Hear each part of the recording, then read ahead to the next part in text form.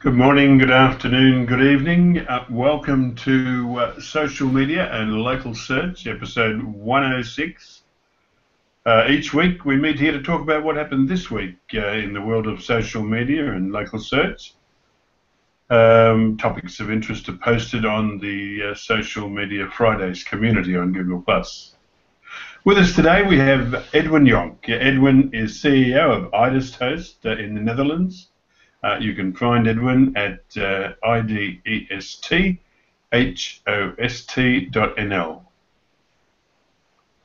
Masataki Wasa has a website in the UK. It is wasaweb.net, and he is also a Google top contributor on the AdSense community. He lives in Wimbledon in the United Kingdom. It's still there, is it, Mesa? Yeah, Wimbledon hasn't declared independence yet. Okay. All right, and Tim Capper is CEO of OnlineOwnership.com. He's a conversion rate optimization specialist and proud to call himself an SEO. He is based in Corby, north of London. He's also a Google top contributor on the Google My Business community. Our first topic tonight is on a council or councils, group of councils, cancelling contracts with a law firm over some ill-advised tweets from the law firm. I thought this was really off and just goes to show what happens when you privatise things. Did anybody else get time to read this one? Yeah, I did. So the story is that let me see.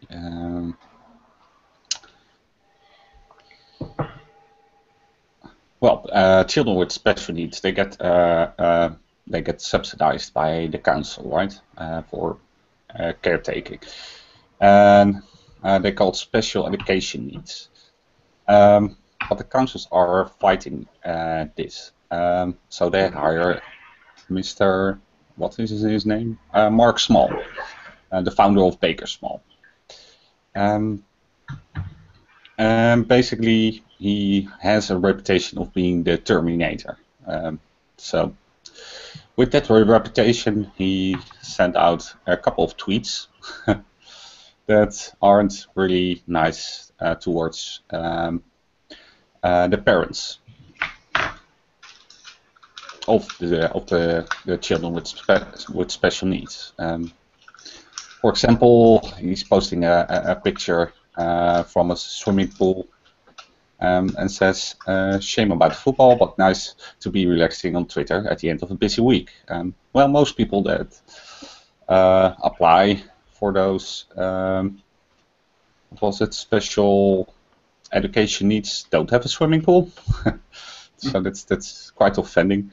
The other one is a laughing cat, and he says, "Some great tweets received today from people who just see one-sided argument. Just shared with my cat," and then a little kid is basically laughing. That's quite insensitive, especially when you deal with children with special needs. And a number of councils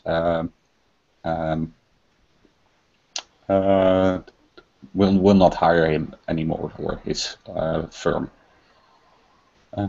That probably cost him over $1 million in contracts, and probably more in the future, right? Because he lost the trust from the parents, and he lost the trust from the councils. So. Yeah. And I don't really understand. Here in the Netherlands, if after law school you want to be a solicitor, then there is the main or a large part of the education is about how how to contact with your client, how to deal with with the different information, and clearly he didn't take that course. Right. Yeah, I think the issue is that the process should really be about the child and whether there's a need for it or not. And this law firm has taken the idea that it's very adversarial. He's thinking in terms of winning, winning and losing. Whereas what's important is that the child's interest is taken into account. And I think I don't know the process itself, but it sounds as if it is adversarial when it shouldn't be. It should be about the child and what's best for the child, not about law firms winning and losing. Where was his? I mean, I can see the cat one, I can see the pool one, but where's he gloating about, like gloating at parents?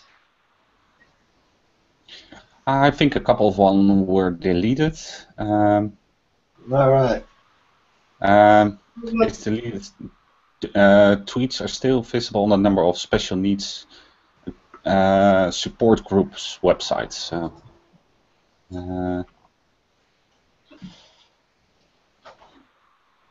But was he actually tweeting at them? No, I think he won a case, and then he was in a sort of celebratory sort of mood that some lawyers are in after winning a case. I mean, I think. Yeah. Yeah. I mean, a lot of lawyers. Yeah. I suppose. Yeah. They're interested in especially in the criminal side of things, but they are interested in justice being done. It's not really about winning and losing as such. It is, in the end, the justice is done and justice prevails. But when you really take down that route of adversarial winning against losing, and as I said, I don't really know how the system works, but it sounds as if it's not really meant to be like that. And then if you as a parent go into this, thinking, okay, I know my child, I know what the child needs, these are things that I've considered, and then you are faced with a professional lawyer who's there to essentially destroy your case and save a good few penny for the local authority. It just doesn't. I think the backlash against this law firm is not necessarily about gloating about the cases, about winning as such. It is more about this whole process that seems to be stacked against the parents.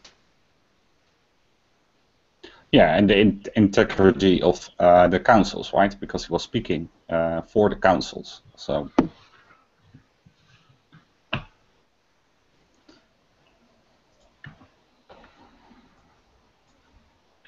All right, let's call this one covered, and let me move on to the next.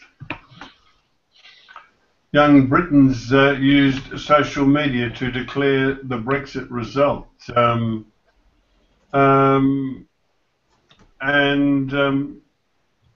Yeah, and I just want to add one little thing to it. That a lot of the complaints were that the older people voted to leave, and this will affect the younger people. But my answer to the younger people would be spend less time on Facebook and more time in the voting booth. But also the older people, particularly some as old as Tim Capper, the older people are the only ones old enough to have lived and worked before there was an EU, before the common market. So they're really the only ones equipped to judge which way is better. Yeah, I think this is a massive overgeneralization, saying that it was older people. Massive overgeneralization, just thinking about it. The other thing that just I don't get is the funniest thing is the EU is about, well, democracy and human human rights and love your puppy and respect each other, yet these people are prancing up and down, basically not respecting a democratic result, regardless of the age of whoever. Let's just say it was just when we were young. That's what tickles me pink, really. All these protests, etc., and not respecting or fair dues. I mean, they may not like it. People may be pissed off. It may have been the other way around. It doesn't really matter. But the point is, it was a democratic process. People had their say, and if you actually respect the rest of your country, your countrymen, you respect the democratic process, then this shouldn't be happening. Voice, go and voice whatever here and there privately or online or wherever you want to do it. But thinking that, I just find it completely bizarre. Completely bizarre. Anyway. All right. Well, you go ahead. Here in the Netherlands, and I think in Australia too, there's always a coalition between different parties. So in that sense, every government does something not in my name. But what I find quite disturbing is that people were looking what the EU was after the elections, right? If you go to Google Trends and you type in European Union, you see a huge spike after the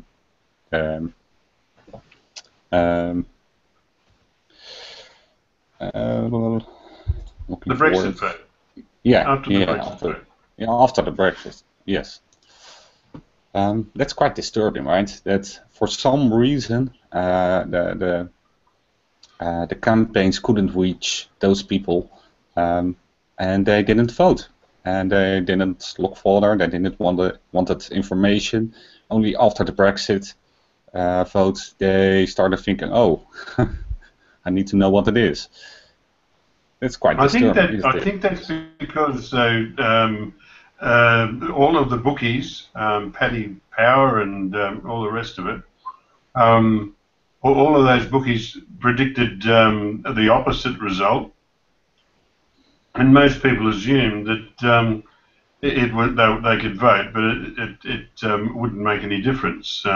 Well, we had one of the biggest turnouts ever. So a shitload of people voted. We had one of the biggest turnouts. I think Massa will have more exacting information. Wasn't it the largest since 1992 general election? Yeah, we had a bloody good turnout, in terms of voting. So didn't match the Scottish independence one though. That was truly amazing, you have to say. That was so. In terms of an actual vote that the majority of the country took part in, well, this was a big one. It was properly run. It was properly managed. The situation now is just, people should crack on and make the best of it. Yep. And it'll be a while before anything happens anyway, won't it? Yeah, I mean, it's extremely complicated. No one's done it. The only example is Greenland. But they were only worried about one thing, and that was fishing. It should have been worried about the football, although that was Iceland. Oh. No, it's not going to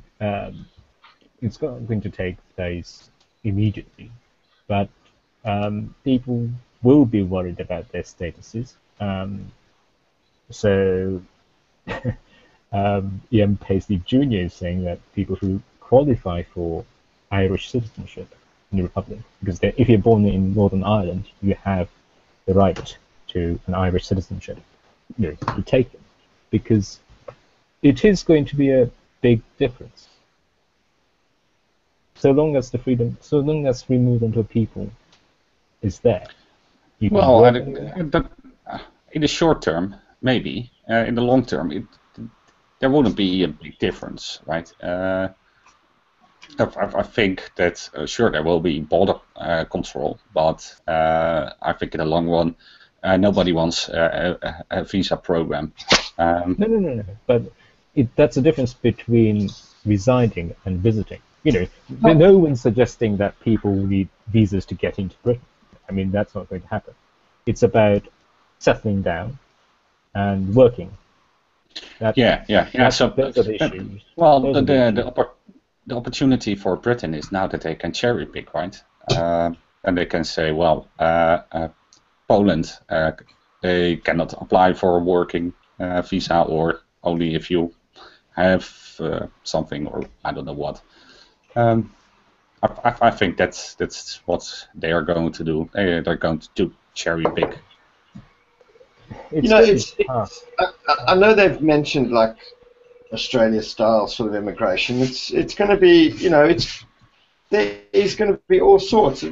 It's like anything. All you would need to do is, if you wanted to come and work here, 99% of the time you're the UK firm, and they do it now already. The UK company would then apply for the visa and just stipulate that yes, they've advertised it to UK nationals over a set period of time, the standard time. Nobody else has applied for that position other than this gentleman who happens to be wherever in the world, because it can be wherever in the world now.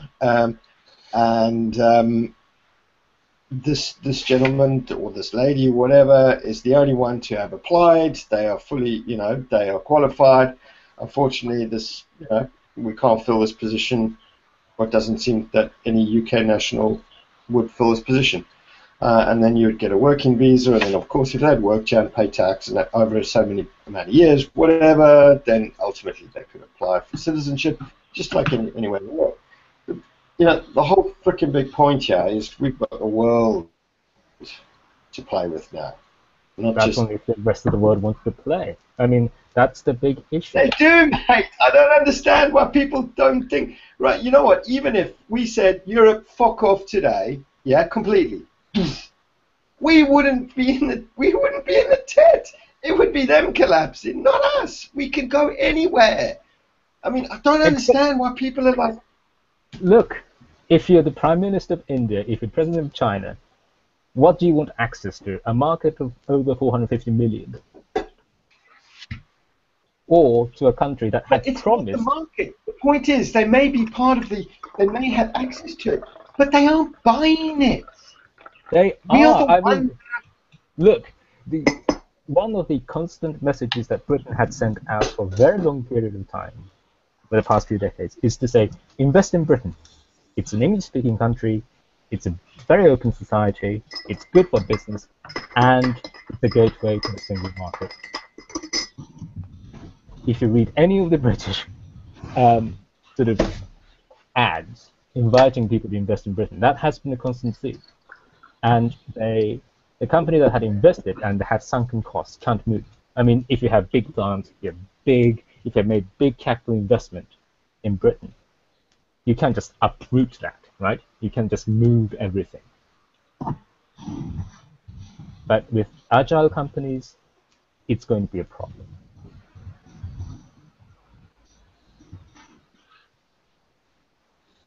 Well, all I know is all of them, not one single freaking company that threatened to leave has fucking left. JP Morgan, sorry mate, if you're listening, pack your 4,000 people and fuck off.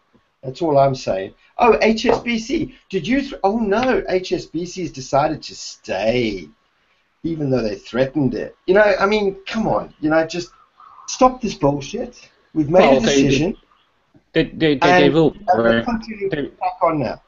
they But JP will. Morgan certainly piss off. I've had enough of him. And his Yeah, well, 4,000, they can off tomorrow. they will branch out once. Brilliant. I want him gone. Yeah. He threatened it. You came on, making all his crap. Bye. No, I think the city will remain the capital for financial assets. Yes. However, I do think that they will branch out to the mainland, right? Yeah. Go for it. I mean, they already have. You know, I mean, like HSBC, they've already got offices there. You know, look, there is one thing that they need to sort out in terms of the finance and that. And I mean, I don't fully understand it because I'm not blah blah, but it's something to do with passporting or something like this. But the point here, at the end of the day, and everybody makes out that it's the most difficult thing in the world to get, and you know all these kind of things. No, you know these guys sit down, the finance ministers sit down and sort out. You know, obviously they've still got to trigger Article 50 and all those bollocks, but they sit down like adults, which obviously clearly none of them can quite logically do, and you know say right. You know, let's sort out this passporting thing. It's the same thing with trade. You know, look, same thing. If you know, let's work out a decent tariff here, because let's face it, on the crux of it, we're not the losers in this. You want to work out a decent trade? Sit down at the table, work out decent tariffs. If you don't want to work out decent tariffs, we'll switch to WTO, and you're fucked anyway, mate. So. The point is just stop being dicks. Sit down, talk, work it out. So you trade in the European Union for the World Trade Organization? No. The point is, look, what I'm Really? saying. The passport system is important because that allows a company to set up. Yeah, but the point is we haven't even done Article 50. All these people are jumping up and down and saying, oh, it's going to be so difficult, so this, so that. Fucking hell, the people haven't even met. The people that are doing the deals haven't even met to sort this shit out. Listen, I believe this is completely, totally and utterly feasible. I mean, it boggles my mind that these people think it's difficult. It's not difficult, right? You know, at the height of the global, you know, the height of the UK, in its more colonial past, ruling the entire freaking world, there were 93 civil servants. We now have an excess of 400,000 civil servants for just one pissy little island, okay? I'm sure that these idiots can work it out. And, you know, instead of jumping up and down on how difficult this is going to be and how it's not freaking hell, you know? It's not that difficult. Sit down. You want to do the deal. You don't want to do the deal. For God's sake. It's not. The point is they haven't even started talking yet. So how can anyone go on about how freaking difficult this is and that is, and oh, they can't do this and they can't. I mean, nobody's even sat down to discuss it yet. Nobody even knows if there's like. You know, they haven't even. Nobody knows that's the point, and nobody has started discussing yet. So the Europeans know. That's the scary thing about all of this. This is the scary thing about the Europeans. Because the Europeans have already appointed a negotiator. It has a team. It has a team that is experienced in negotiating these things. Because Britain has never had to deal with trade agreements. That experience that it took them almost 15 years to sort out a deal with America, and that's not even fully signed up. And do you think that's it's going to take only 1 or 2 years for Britain to do the same? No, that is because of the protectionist tariffs imposed by Europe. So what is Britain going to do? George Osborne wants to cut down the corporation tax. You know, if put it this way, if all else failed completely, if everything just went tits up tomorrow, right? Well, we all have to go to Chile. Look, the bottom line is we can buy, sell, and trade pretty much everything that we purchase from Europe from another source in the world. That's Right? what the pound makes. Pretty much everything that we purchase, there's not one, okay, maybe foie gras because it can't be called foie gras, and maybe champagne because it can't come like from Champagne itself. But we can purchase pretty much freaking everything that has ever existed that we ship in now from Europe. I mean, apart from stupid things like, champagne has to come from Champagne and blah, blah, blah. But we are not going to, this is the point. And the sooner people realize that, look, and look, put it this way, I'm not worried about it. I'm not at all worried about it. And in actual fact, I think we will have very favorable terms when the Eurocrats out there actually come to realize that, hey, let's talk about it. Let's do a deal and let's sort it out. But they've still got to go through the whole freaking process of triggering this art. I'm not worried about it at all. At all.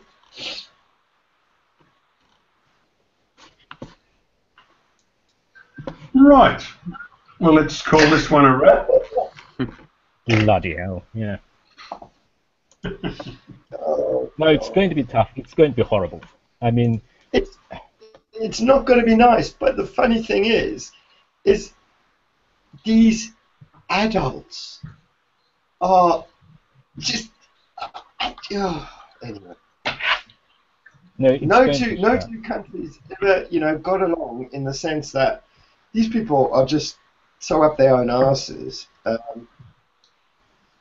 They just need to sit down and hash it out, But we haven't even started that, and acting literally like kids. So it's going to be really calculated what's in it for us, what's in it for them. And the problem is this is the main problem. There is no issue with trading goods because, Europe wants to export things to Britain, Britain exports things to Europe. Things. That's not an issue because Britain has a huge trade deficit. Europe makes more money out of that trade. Where Britain does well is in services. So it could be banking, it could be insurance, it could be IT, those kind of things. Now, Europeans might say, well, goods, yes, that's fine. Car parts, yeah, supply chain so enmeshed. Let's have free trade zone if you like. No problem. They have absolutely no issues with that. It is with the services, especially something like banking. They say, look, no, you're not going to have access to a single market.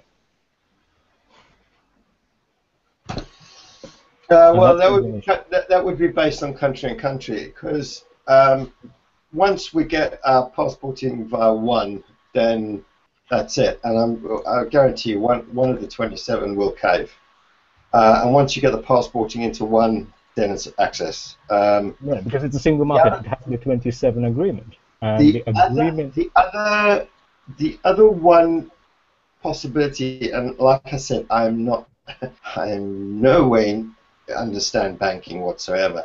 But the other article that I read on this whole passporting issue was they could just do it via Switzerland and then piggyback off Switzerland's. But look, the point is, not even the Swiss have a passporting system. They haven't even sat down at the table yet. And the EU is very keen on kicking the Swiss out because of the free movement of people. They're trying to restrict that. So, if they're not going to go to Swiss, they're not going to. They haven't even sat down at the table yet. So until they sit down, and until we know who's blocking what and who is not playing ball and where the actual backlogs and bottlenecks are, it really is a discussion in the dark. The problem is that if you are one of the banks, the national institutions, then you'd be thinking, right, what are the risks now? And relocation, things like that, that will take a good few years, right? So they must be thinking, okay, are we willing to risk a situation where we don't know what's going to happen in 3, 4, 5 years down the line? Or are we going to make a plan to move? and there will inevitably be jobs moving over to the continent. I don't think there's any doubt about it. Cool. And if banking goes, not entirely, but bits of that, whichever city it goes to, Frankfurt, Dublin, who knows, Paris, Amsterdam, who knows, right? And that will take other jobs as well. So that's accountancy, legal, firms, consultants. I mean, legal firms are now trying to make sure that their lawyers are qualified in Ireland, so that if things go a bit pear-shaped, they could work in the single market. So it's going to put London in a very difficult position, and essentially London subsidizes the rest of the country. And if London goes, I mean, tax base is going to go, and that's quite bad.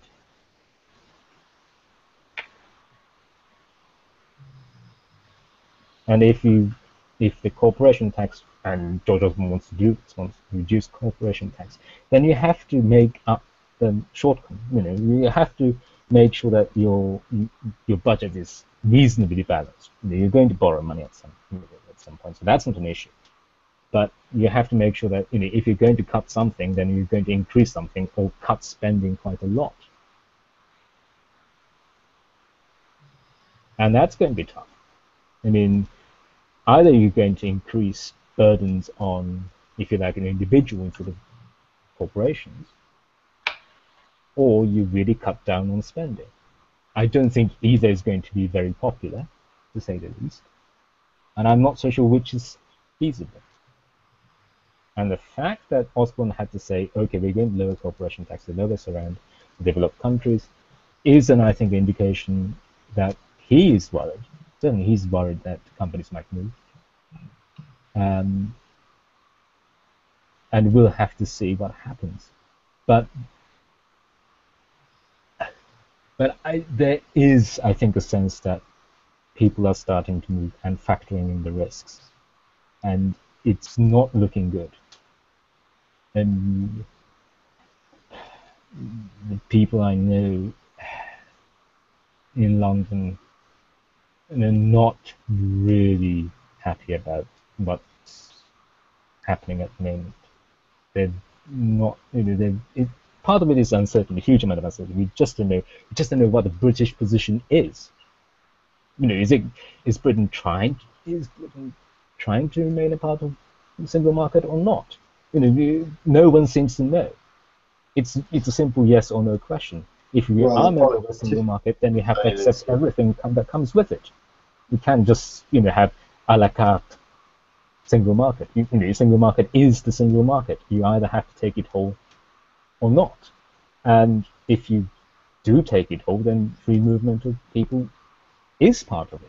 So that can't be right. So it must be something else. But no one is setting out what's happening. And this is scaring the hell out of people, certainly in London. They can't, because neither party is in a position to even come up with a frickin', they don't have... the scary thing. That's the, if anything, that's the worst element of this, in that this is the beautiful thing, and it explains, look, unfortunately, sometimes you need bloodletting to sort this crap out.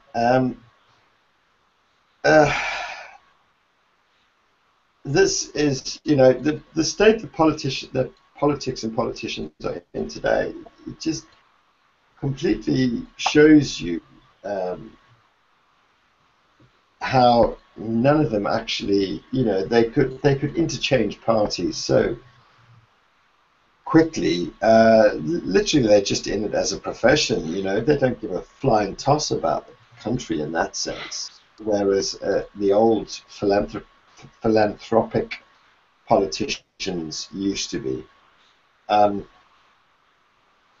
They need to get a grip of themselves, give themselves a long, hard look at themselves, give themselves a slap, and crack on with it. But then that raises the question: who elected those politicians? Yeah. as it's been often said, people deserve, well, people get the politicians they deserve. I read obviously opinion piece today that apparently Corbyn is ducking and diving, leaving, just so that he can have his satisfaction of ripping into Tony Blair on Wednesday after the Chilcot report comes out. Yeah, I mean, it is really, it's an unbelievable situation, and I think, look, it needs to happen. I think these politicians need a big wake up in the sense of what's going on, what absolute idiots they are. It's absolutely amazing. If they were actually in this is the weird thing, obviously the UK is a business in itself. Thank God it's not like a typical business when there was this much infighting and uncertainty going on in the leadership. Ordinarily, the company would have gone tits up by now, had to foreclose. But it's unreal. It's absolutely unreal. These are adults, which they do make me laugh. They're fucking idiots. And you look at the people who could potentially create it, and you just think, God help us all. I mean, you look at the people who might.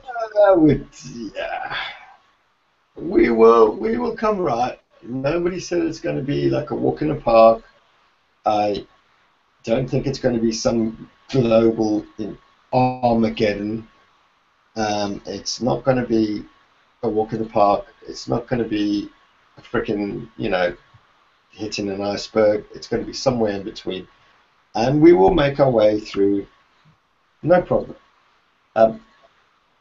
But, the point is these people need to actually wake up, become adults, and sit down and, start.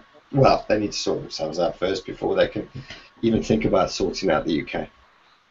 It's pretty embarrassing, really.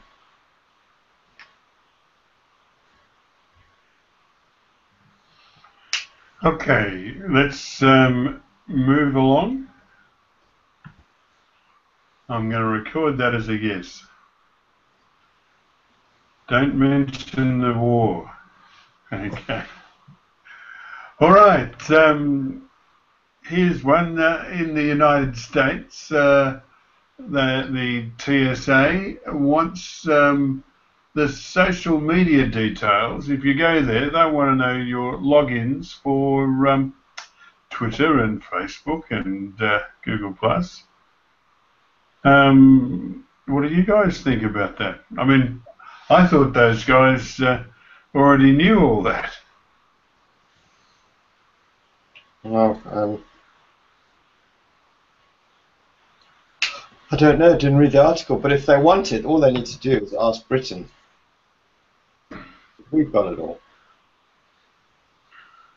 Well,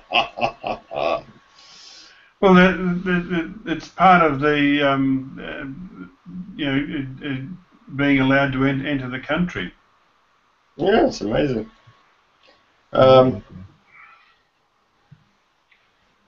Well, how would they know if you're on social media? I suppose just remove the apps from your phone, and then they wouldn't.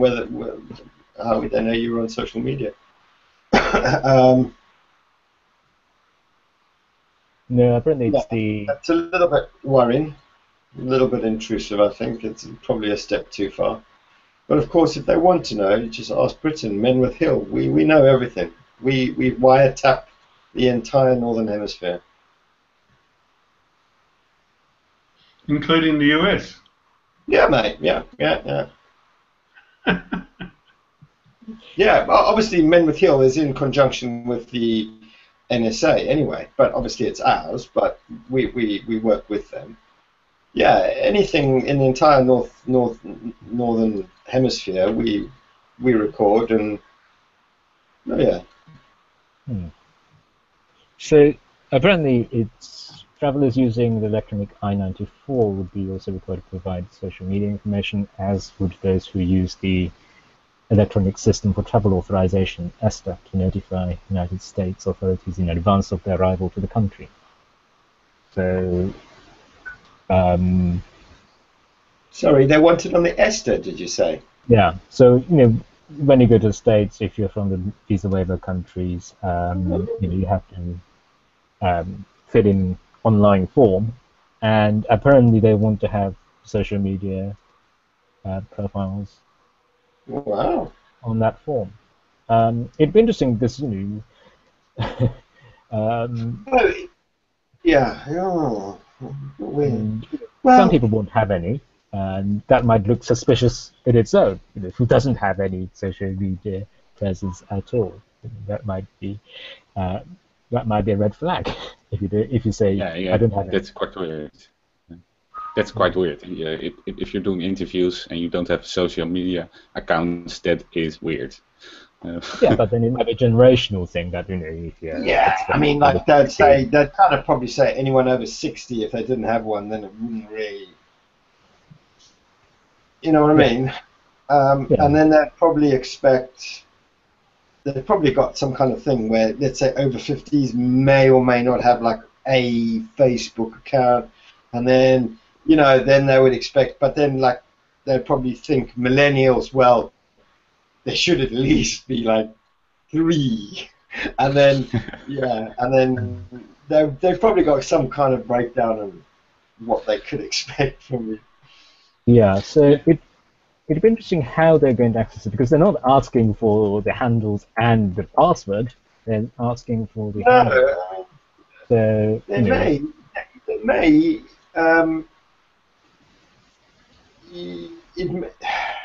You know how they ask you for in where where you're going to be based during your stay, during different parts of the trip and things like that.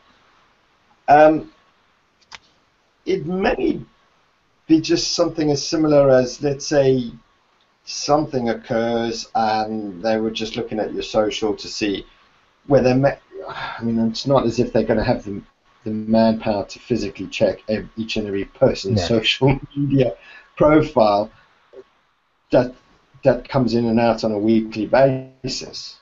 It may just be an added thing for them to see, let's say someone didn't depart when they should have done, or they departed from a different destination than I don't know, but then they could at least look at your social, look at the images, where have you been, things like that, just to back up a story, if you will.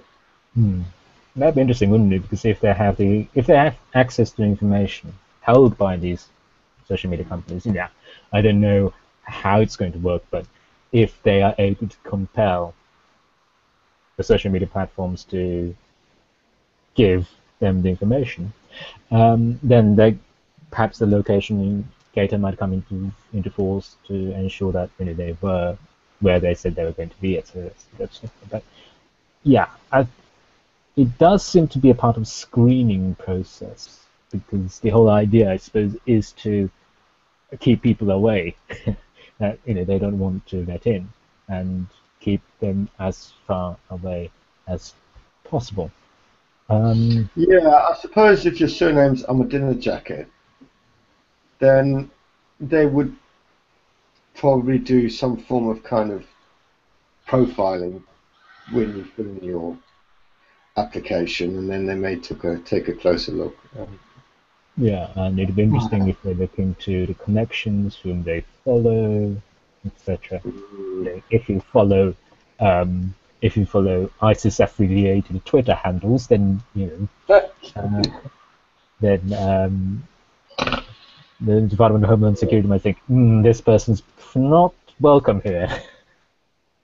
Yeah. So it might be that kind of thing. Well, and there will be false positives. A couple of months back, we discussed the name ISIS, which is a regular name in Egypt, but it's also the Islamic State, which is quite disturbing. So if you have a handle with ISIS in it, there may be a false positive. Yeah, but then if you have, other words with it, like crisis, what's going to happen? Yes. Yeah. There's Yeah. always that internet myth, isn't there, of the official website of Scunthorpe being banned from search engines because it contained a very rude word. And I do think as a unified European Union, we could battle this, right? No, probably the European Union wants the same thing from everyone else. Well, I think there was in the past that people had to say that they were vegetarian and other lists, and I think in negotiations they turned that a little bit down for Europeans. What? You have to be a vegetarian or not? Sorry? Oh yeah, I think you have to declare that, but they were doing other things, and I think there were some. It's easier to move from Europe to United States than from India, for example.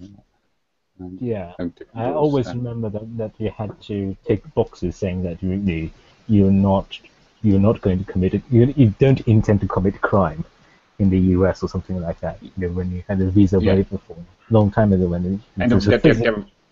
there were some privacy things that the European Union refused to give, or Europe refused to give. There were some things. I'm not sure what it is. Yeah, I remember that there's certain things, but yeah, it used to be the case that the paper format and the visa waiver, you go to the States in the green, sort of big longish form, and you had to tick boxes saying that you were not part of the Nazi regime, and you were not, you don't intend to commit crime, etc., etc., etc., or commit an act of terrorism, something like that. You had to say no, I'm not. I just wonder if anyone had ticked yes to those kind of things. They're totally bizarre questions in a sense. Probably sitting in Guantanamo as we speak.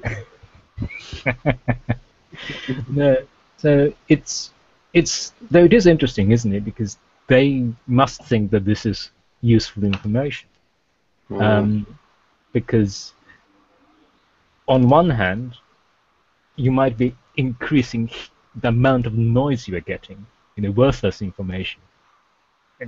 Having access to people's social media accounts might be a great thing, but if you are having to sift through so much information looking for that's the haystack and the needle, right? On the other hand, if you have a lot of data and you have programs running on them, the more data you get, the better those programs become. Yeah, and it'd be interesting because a few years ago. Go ahead. Edward Snowden, in that recent one, that interview a couple months back, just said, look, the problem is they've got too much data because they've trawled everything, that now they miss everything. Whereas if you only targeted the people that you actually pinpointed originally via traditional tradecraft or whatever, that's when you hit, that's when you win big. But he said at the minute they just blanket mined everything, and now they have no idea. They've missed. He came up with some ridiculous number. He said pretty much every single anything that's gone on as such, they pretty much missed every single time, purely because they can't get it out now of this. No, that's true. On the other hand, for example, with face recognition, you have to have a lot of images to have a program to learn that that is a particular face and not a poster or something else or the moon. It's could be interesting. Remember a few years ago we had someone who got arrested and put in trial because he had flight delays from one of those airports, and then said he was going to blow it up as a joke on Twitter. Yeah. And and the Yeah, I police came think, around knocking on the door. and there was also the traveler that was tweeting, digging up Marilyn Monroe. They were hold for 2 days, I think. Yeah, you don't. Yeah, I tell you, you don't want to mention anything stupid online when you do not. It's like a red rag to the bull. I know you think, and people think, oh yeah, haha, just having a laugh, but they really go nuts, don't they? Yeah.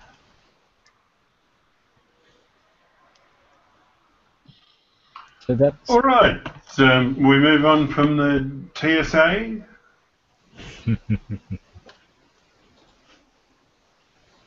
I'm recording that as a yes.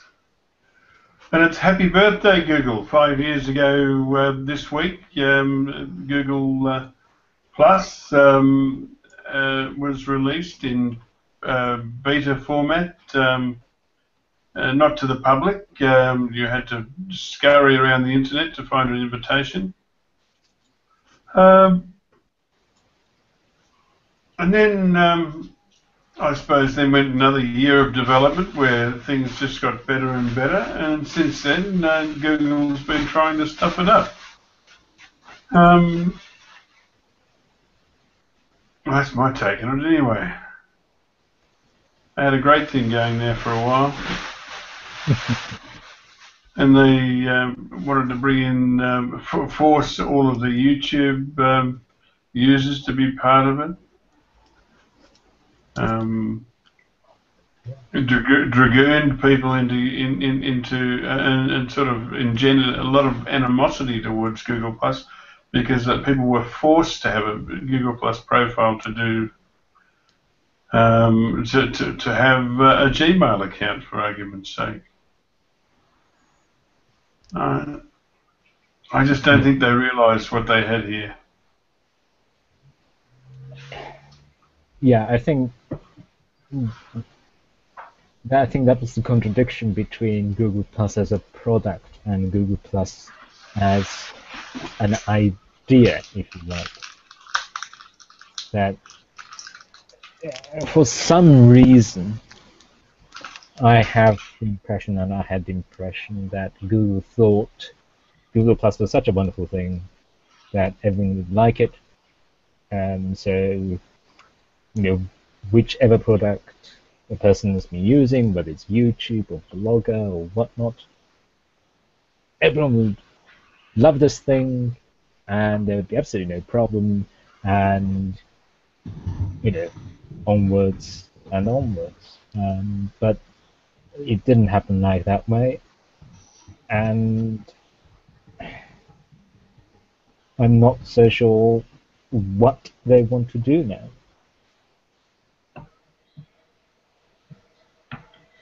Well, I think the user base is getting less and less. And I mean, this latest new Google, I mean, I'm still not using it. I'm still using the old Google. And I'm sure a lot of other people are the same. But right about at the time that they introduced this new Google Plus, that was about the time when users deserted it in droves. Yeah, we don't really know the numbers, so it's hard to say, but I think anecdotally and from my personal impressions, it is becoming less and less busy. There seem to be fewer active users. But then that's because I think we all started when this thing came out, and we have built up followers and following, and it's natural that some people will lose interest and move on to something else, stop posting for whatever reason.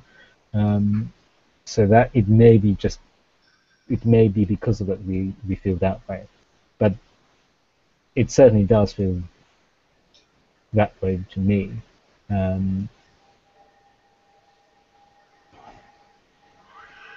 Well, I mean, don't try this now, or to try it later, but one thing I did the other day is I searched for my name and a subject, and that gave me a whole list of posts of people that I'd interacted with. And so I picked the busiest interactions, and then went looking for those people, and invariably the majority of them are either 404, in which case they've actually taken their data out of Google Plus, or they've been banned, maybe. And if that's not the case, they'll still have an active profile. But if you look at the actual profile, you'll see that they last posted 12 months ago or something. I used to, whenever I made a post, I used to have about 10 or 12 likes. I had some group of people that agreed with me, and when I saw their posts, I'd plus them, and I just know the certain numbers of people. Those people don't do that anymore, and it's not because they don't like me anymore. It's because they're not there anymore. They've gone. Sorry, Edwin, you go ahead. I think you're quite right. But I do think for Google it is being great, right? Because during the process of Google Plus and the integration into YouTube, the Play Store, there was another integration. Basically, they also changed they unified the terms and service, which means that they can now use YouTube data in Google search, right, to target you with ads. So I think for Google, it is a great product.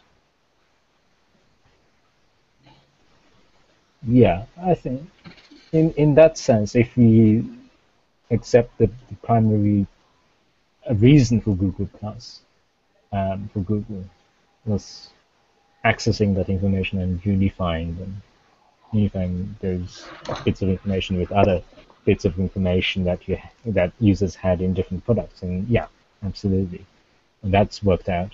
But if you look at Google Plus as a product, well,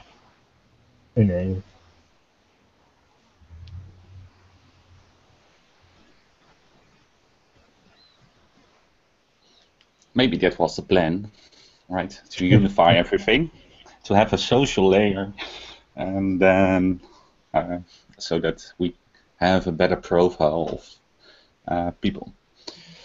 Yeah.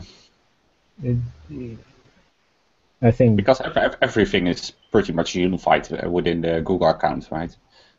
Yeah.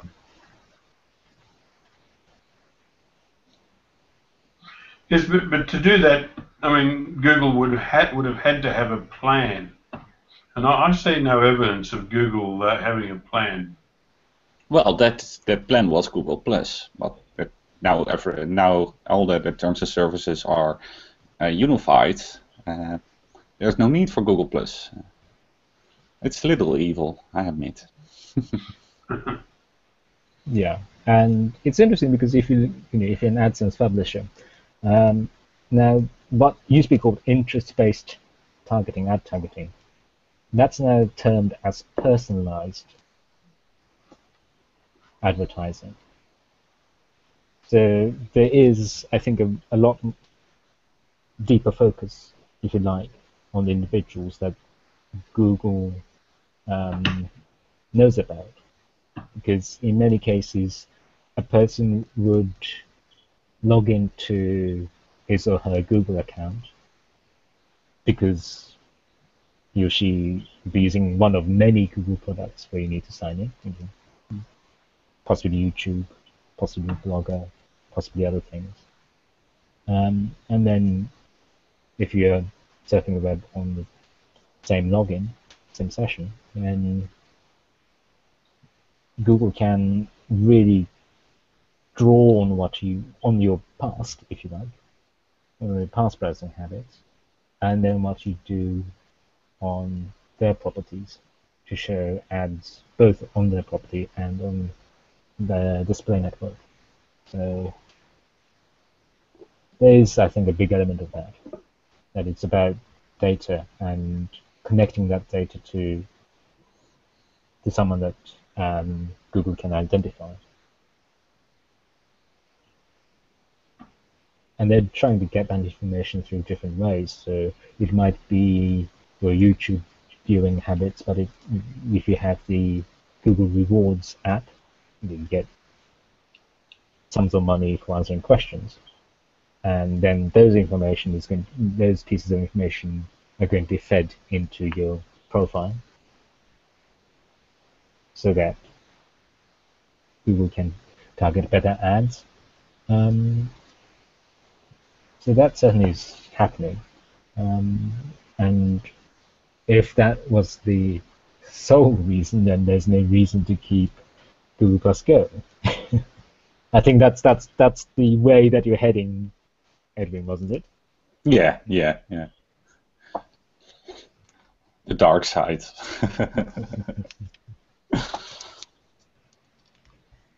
Yeah. It'd be interesting what Google Plus is going to look like in a year's time. Oh, I'm doesn't exist. I'm pretty sure someone at Google thought about this. So. Yeah. Do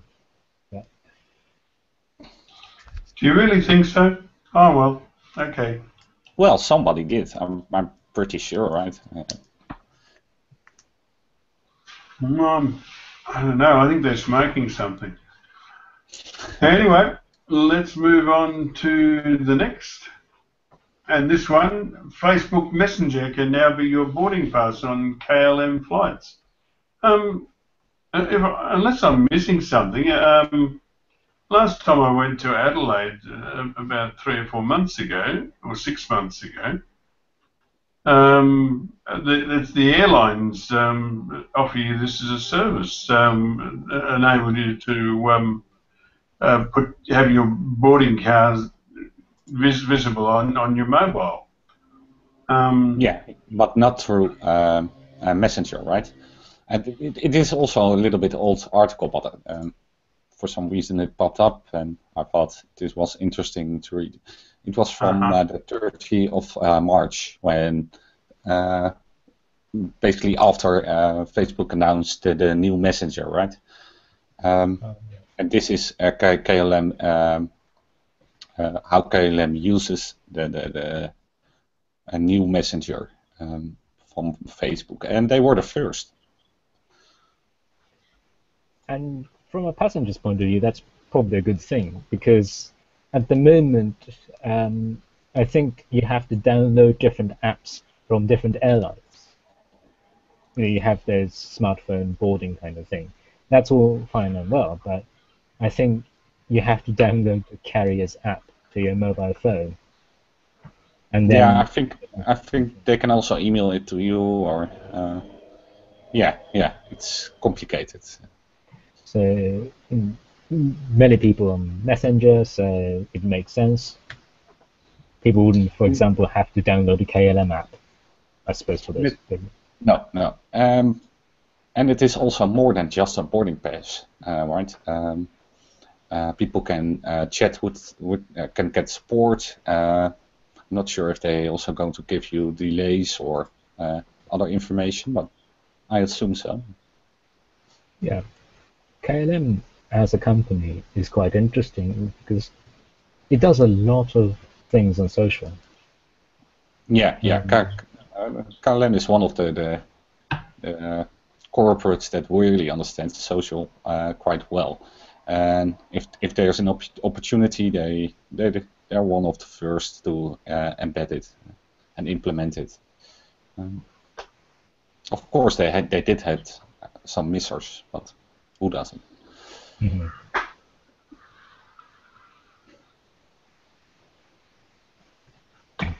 I flew KLM to Schiphol because I knew I was going to meet Edwin Yonk a few years later.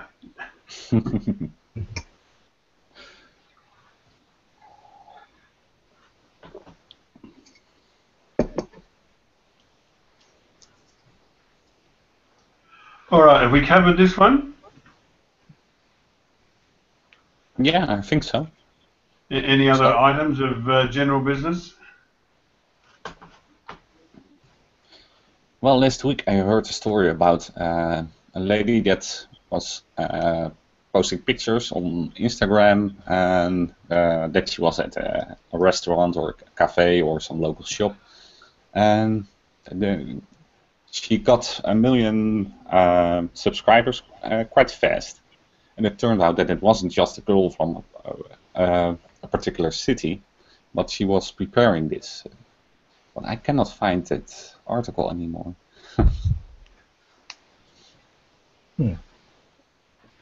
She was preparing what? Yeah. Well, she was on Instagram. It would look like just a normal girl, just posting, sitting on a terrace and then posting pictures. But in reality, she wore a lot of makeup and there was a lot of preparation before the photo shoot, right? And right. was she paid? Yeah. It was part of So marketing. people thought it was genuine, right? It was just your next door neighbor, but it wasn't.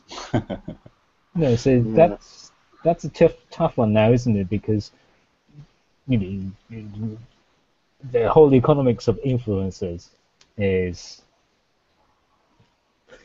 a difficult one to judge, because some people say it's the big thing and many others say, well, it's not as influential as people build it up.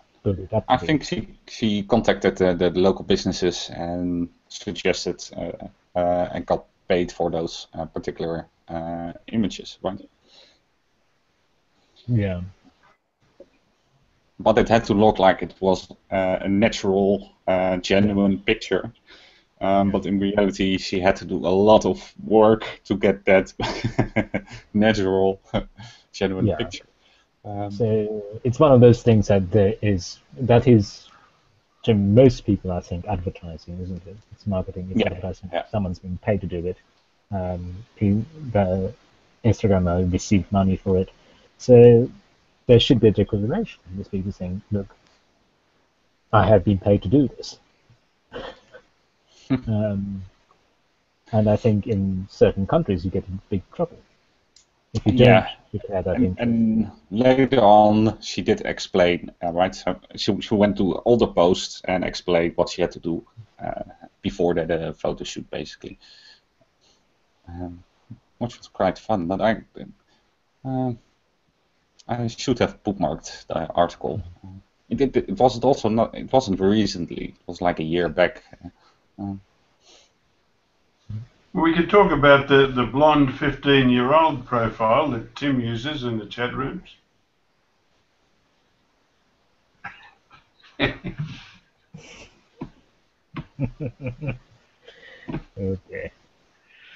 Okay. Yeah. Just in case anybody doesn't realise that that wasn't true, I just want to point out that Tim Capper doesn't have a blonde 15-year-old profile. Okay.